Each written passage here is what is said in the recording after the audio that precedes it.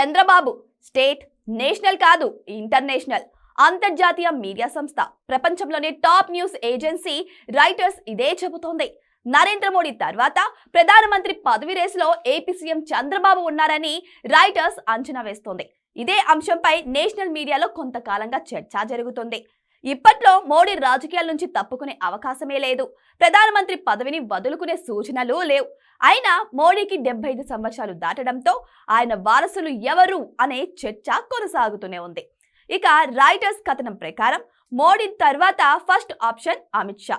కేంద్ర హోంమంత్రి, బీజేపీలో మోదీ తర్వాత నెంబర్ 2 స్థానంలో ఉన్న అమిత్ షా ఇక సహజంగానే మోడీకి వారసుడు అవుతారని ఎక్కువ మంది అభిప్రాయం వ్యక్తం చేస్తున్నారు. ఒకవేళ అమిత్ షా కాకపోతే మహారాష్ట్ర సీఎం దేవేంద్ర ఫడ్నవీస్ కు ప్రైమ్ మినిస్టర్ పదవి దక్కే అవకాశం ఉందట. ఇక బీజేపీ మిత్రపక్షాలకు అవకాశం దక్కినట్టయితే ఏపీ సీఎం చంద్రబాబు లేకపోతే ఆయన కుమారుడు నారా లోకేష్ ప్రధానమంత్రి సీట్లో కూర్చునే అవకాశం ఉందని రైటర్స్ విశ్లేషించిందట. ఇక టీడీపీ అధ్యక్షుడు ఏపీ సీఎం చంద్రబాబు తనకు ప్రధానమంత్రి పదవిపై ఆసక్తి లేదని గతంలోనూ ఈ మధ్య కాలంలోనూ స్పష్టంగా తేల్చి చెప్పారు.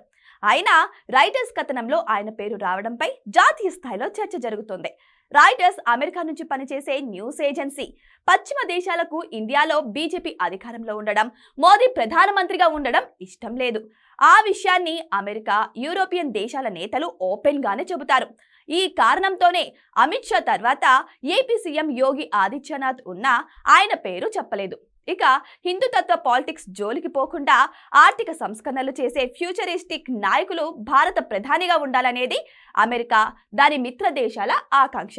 అందుకే పెట్టుబడుల సాధన, అభివృద్ధి మీద ఫోకస్ చేసే Devendra Fadnavis, Nara Chandrababu, Nara Lokesh writers future prime minister లిస్టులో చోటు దక్కించుకున్నారని విశ్లేషకులు భావిస్తున్నారు.